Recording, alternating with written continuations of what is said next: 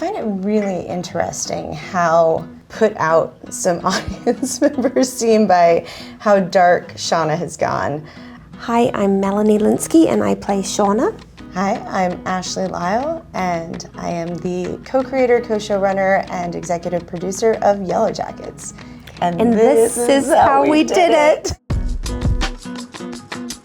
We always knew that this is where we were going. We just knew that Shauna was a person who had tamped everything down and has been pretending for years that she was okay with that.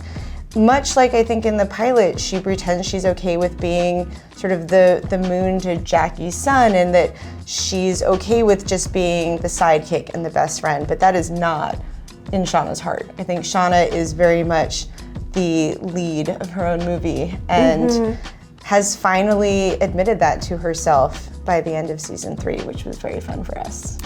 I think that she's created like a very tidy little box for herself to stay within, and has really tried to have a very quiet life and just be like, don't pay attention to me, don't worry about me, I'm fine, I'm fine. And then, you know, a couple things trigger her and then that all goes out the window. I think you came here because you want your life to explode. It's fun for you. It lights you up.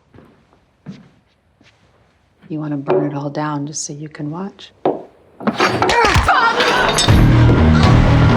Reese is our stunt coordinator, and he's wonderful, and he walked everybody through. You know, you do it in slow motion first a few times. Yeah. And it was a lot of fun to watch the two of you, because once the blocking was set and you figured it out, there was sort of like increasing veracity with each take, and I feel like you both got really into it.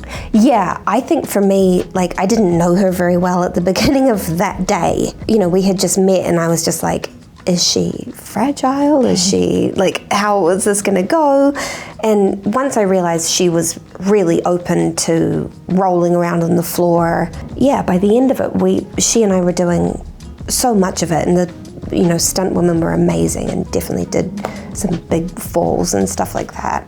But it was really great to just be in there with her and just really getting into it. It's always very fun. God, I fucking hate them.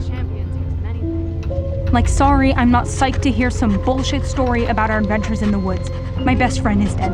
My baby is dead. I held his body when it was covered in my blood. And I think that after everything that she went through out in the wilderness, there's a vulnerability for her with her family that she's deeply uncomfortable with. Very. She really wants to limit how she's vulnerable to the world coming at her and taking things away from her.